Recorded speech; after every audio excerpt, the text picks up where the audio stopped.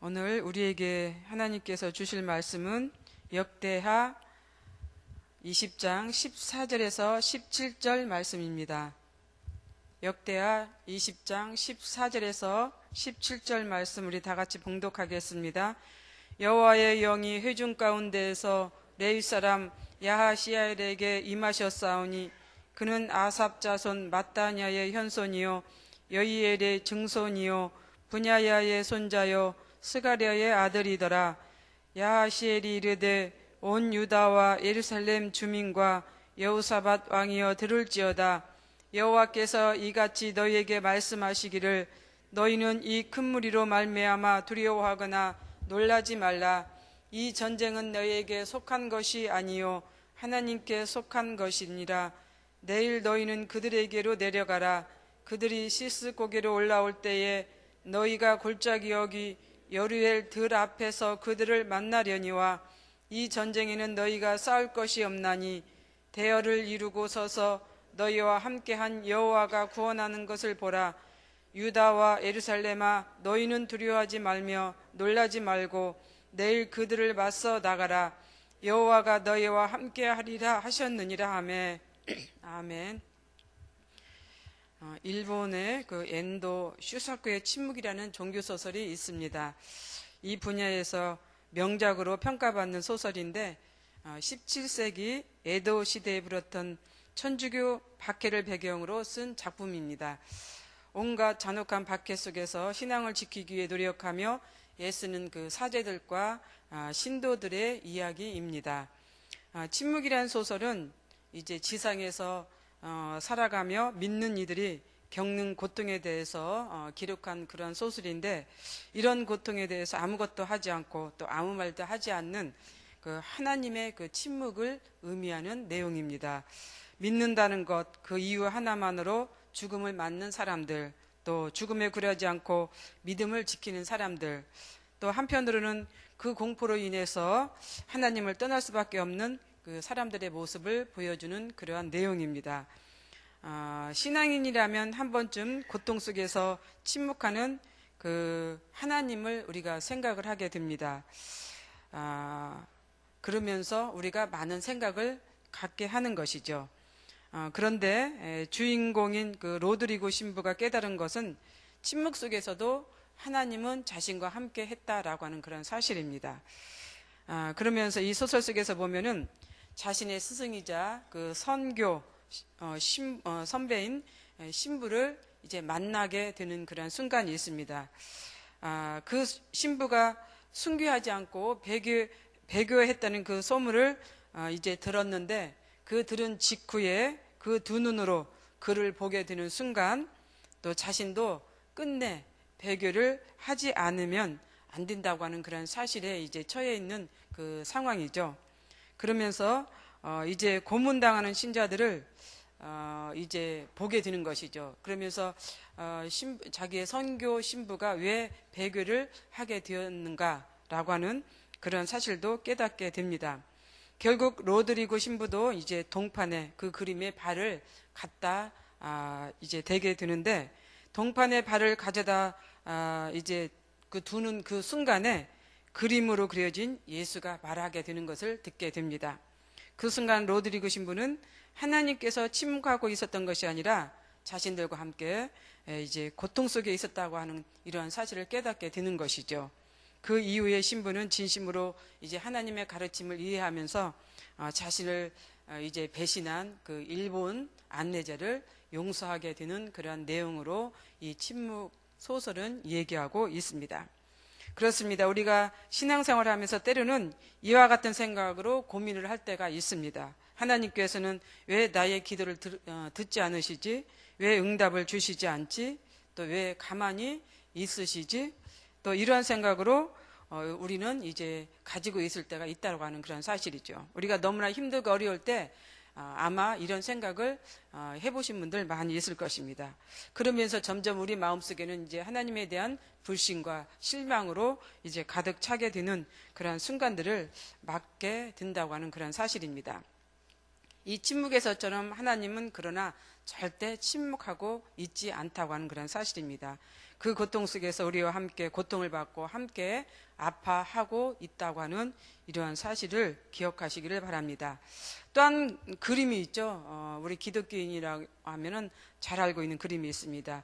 두 사람이 걸어가는 발자국에 이제 한 사람의 발자국이 남아있는 그림을 우리는 이제 많이 보았습니다. 그러면서 이제 거기에서 이제 의미하는 그 생각들이 있죠. 왜 발자국이 하나만 있을까? 왜 하나만 이제 남게 되었을까? 근데 그때 주님께서는 내가 힘들고 아파할 때 내가 너와 함께 했는데, 그러나 너가 가장 이제 극심한 고통에 처했을 때 내가 업고 갔다. 이런 얘기 많이 들었죠. 그렇습니다. 주님은 절대 우리를 혼자 두지 않습니다. 함께 합니다. 같이 걸어가고 있습니다. 그러나 우리가 정말 힘들 때 우리를 업고 간다고 하는 그런 사실, 아마 침묵에서도 그런 의미를 이제 얘기하고 있는 것 같습니다. 그런데 이제 성경으로 들어가 보면 때때로 하나님께서는 침묵할 때가 있습니다. 그것도 10년, 20년이나 장장 몇백 년이라고 하는 이 세월 속에 하나님은 침묵할 때가 있다라고 하는 그런 것이죠. 애굽에서 400여 년 노예 생활을 하고 있는 이스라엘 백성들이 있었죠. 그런데 그때도 하나님께서는 침묵하고 계셨습니다. 400년이라고 하는 이 세월을 하나님은 침묵하고 있었다라고 하는 그런 사실이죠. 근데 또 바벨론으로 끌려가서 포로 생활하는 이스라엘 백성들의 그 고통을 보면서도 하나님은 침묵하고 계셨습니다. 물론 나중에는 이제 돌려보내셨지만은, 그러나 그 기간 동안 하나님은 침묵했다라고 하는 그런 사실입니다. 또 하나 있죠. 이제 말라기, 구약성경 말라기 이후부터 시작해서 이제 예수님이 탄생하기까지, 신약 시대가 탄생하기까지 그 400여 년 동안 그 시간에도, 그 기간에도 하나님은 침묵하고 계셨습니다. 왜 하나님께서는 그러한 오래도록 그 기간을 이렇게 침묵하고 있었을까? 우리는 알 수가 없죠. 하나님만이 알 수 있는 그러한 기간입니다. 그렇습니다. 하나님은 침묵할 때도 있고 응답할 때도 있습니다. 또 응답을 하지 않을 때도 있습니다. 그럼에도 하나님은 늘 일하고 계신다고 하는 이러한 사실이죠. 침묵에는 하나님의 계획과 사랑이 있습니다. 또 침묵에는 하나님의 뜻이 있고 하나님의 섭리가 있습니다. 응답에도 마찬가지죠. 응답을 빨리 주시는 것과 빨리 주시지 않는 이러한 상황 속에도 하나님은 이제 뜻과 계획이 있고 섭리가 있다라고 하는 그런 사실입니다. 우리의 삶에도 그렇죠. 늘 하나님께서는 우리에게 침묵한다고 생각하지만은, 그러나 그 침묵 안에는 하나님의 은혜와 사랑이 있고 계획이 있고 섭리가 있다고 하는 사실을 이제 기억하는 우리가 되었으면 좋겠습니다. 그 속에서도, 그러면서도 하나님은 하나씩 해결해 가고 있다라고 하는 그러한 사실입니다. 그래서 우리는 좌절하지 말고 용기를 갖고 또 최선을 다하면서 살아가는 하나님의 귀한 백성들 되시기를 바랍니다. 그런데 오늘 보면은 하나님께서 이러한 상황 속에서 이제 침묵을 깨뜨리셨습니다. 응답을 하셨습니다. 이런 상황에서 하나님께서 응답해 주신 이 상황을 우리가 생각해 볼 때 왜 그랬을까? 그 이유를 이제 제가 가만히 생각해 보니까 하나님께서는 유다 백성들의 마음을 보셨습니다. 유다 백성들의 이제 엎드려 기도하는 보셨고 유다 백성들의 겸손하고 또 하나님 앞에 자복하고 회개하는 이러한 모습을 보셨기 때문에 하나님께서는 이제 침묵하지 않고 응답하셨다라고 하는 생각을 갖게 됩니다. 그러면서도 가장 이제 중요한 것은 지도자의 회개라고 하는 사실이죠.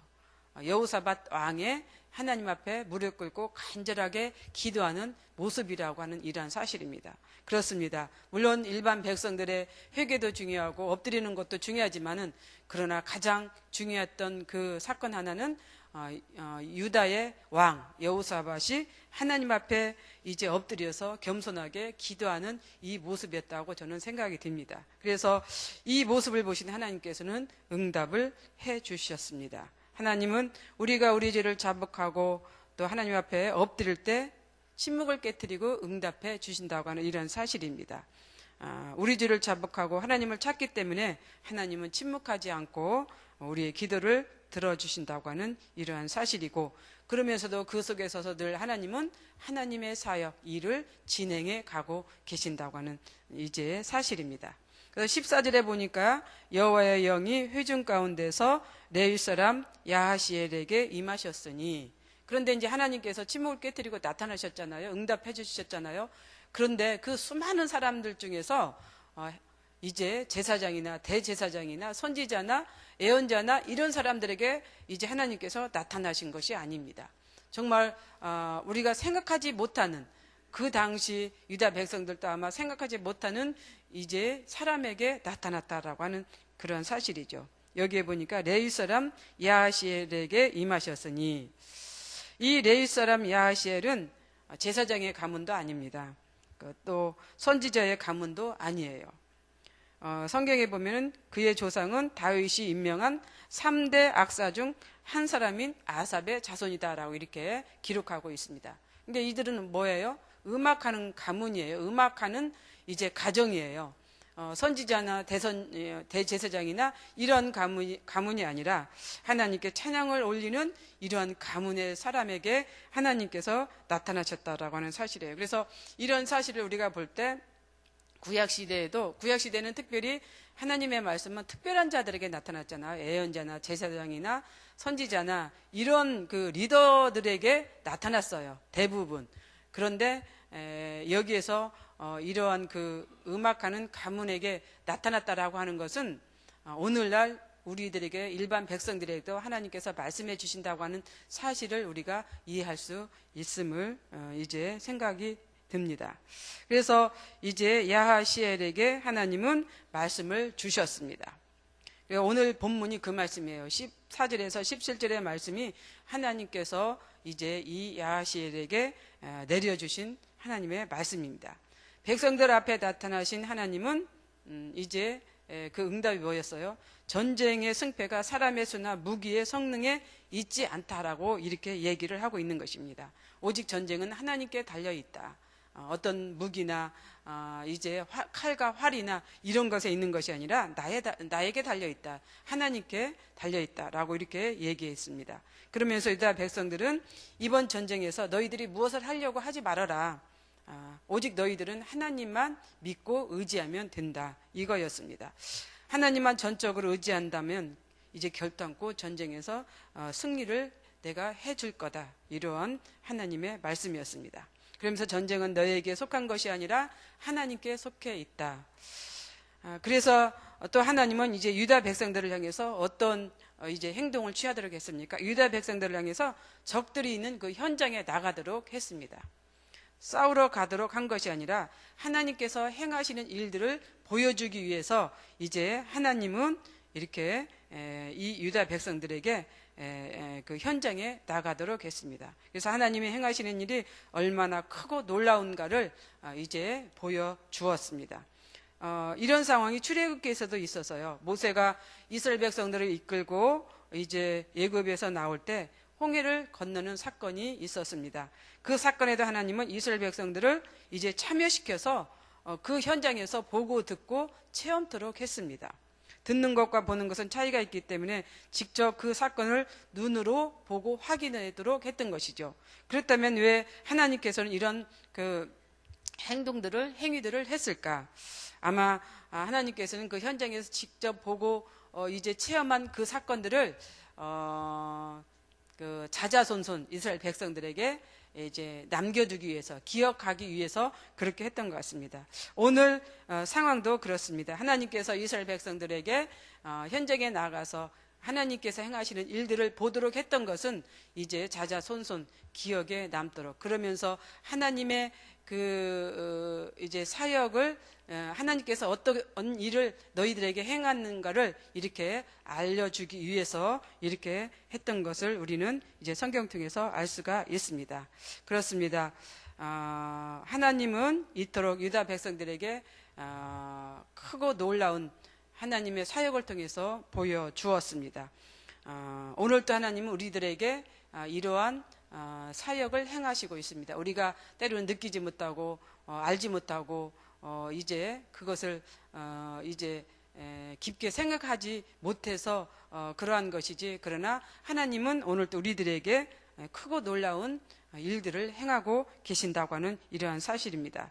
그래서 우리가 말씀을 정리해 보면은 하나님은 침묵 속에서도 일을 하시고 속에서도 일을 한다라고 하는 그런 사실입니다. 침묵이나 응답이나 모두 다 하나님께서 행하시는 일이지만은 보다 더 놀라운 것은 하나님은 늘 우리를 이 현장에서 행하시는 일들에게 더 집중하고 치중한다고 하는 이러한 사실을 우리 모두가 깨닫기를 바랍니다. 그렇습니다. 여러분들은 지금 어떤 상황에서 하나님께서 여러분들에게 일을 행하고 있다고 생각을 하십니까? 침묵입니까? 아니면 응답입니까? 그러나 모두 하나님께서는 하나님의 일을 행하고 계신다고 하는 사실을 기억하시면서 오늘 하루도 살아가시는 하루가 되시기를 바랍니다. 기도하겠습니다. 사랑과 은혜가 풍성하신 하나님 감사합니다. 우리가 살다 보면 때로는 우리의 힘든 상황 때문에 하나님께서는 왜 침묵하고 계시지? 하나님은 안 계신가? 라고 회유를 할 때가 있습니다. 그러나 하나님은 언제나 우리를 보고 계시고 언제나 우리를 살펴주고 계신다고 하는 사실을 기억하는 우리 모두가 되게 하여 주옵소서. 때로는 또한 응답을 통해서도 우리가 이제 살아가지만 그러나 우리가 그 응답의 의미를 잘못 이제 이해해서 그르치는 일들도 있다고 하는 사실을 이제 기억하면서 우리에게 주신 하나님의 그 응답 을 늘 우리가 잘 깨달아서 실천하면서 나아가는 우리 모두가 되게 하여 주시옵소서. 오늘 또 하루 하나님의 은혜 속에서 이제 살아가는 귀한 날 되기를 원하오며 예수님의 이름으로 기도드리옵나이다. 아멘.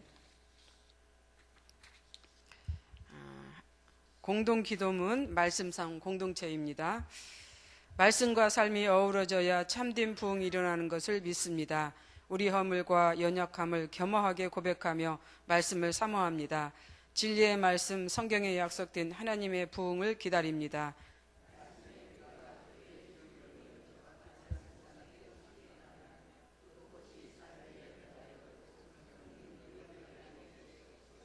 삼위일체 하나님의 임재와 현존으로 사랑의 음성을 들려주옵소서.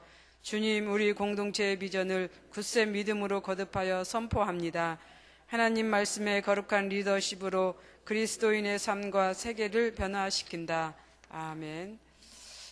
주님이 가르쳐 주신 기도 드리겠습니다. 하늘에 계신 우리 아버지, 아버지의 이름을 거룩하게 하시며 아버지의 나라가 오게 하시며 아버지의 뜻이 하늘에서와 같이 땅에서도 이루어지게 하소서. 오늘 우리에게 일용할 양식을 주시고 우리가 우리에게 잘못한 사람을 용서하여 준 것 같이 우리 죄를 용서하여 주시고 우리를 시험에 빠지지 않게 하시고 악에서 구하소서. 나라와 권능과 영광이 영원히 아버지의 것입니다. 아멘. 공동 기도 제목입니다. 지금 들은 말씀이 내 삶으로 이어지게 하옵소서.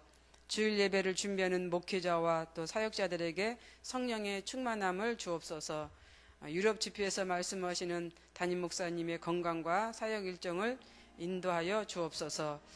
일본 선교부가 오늘 아침 5시 전에 떠났습니다. 가는 길 하나님께서 동행해 주시고 또 집회 잘 선교사역 잘 마치고 돌아올 수 있도록 이제 해 주시옵소서. 또 교육부 여름 사역을 준비하는 목회자와 교사들을 축복하여 주옵소서. 오늘 이제 태국에서 의료 선교 사역을 마치고 돌아오는 이제 부원들을 안전하게 지켜 주옵소서. 성도들의 가정과 사업을 인도하시고 영육간의 건강을 주옵소서. 또 한국과 미국, 중국, 일본, 또 북한 관계를 회복시키시고 나라가 평안하고 안정되게 하옵소서. 이 시간 또 여러분들이 가지고 오신 기도와 또 우리 공동 기도 제목 하나님께 올리신 후에 각자 삶의 자리로 나가도록 하겠습니다. 기도하겠습니다. 평강을 감사하시는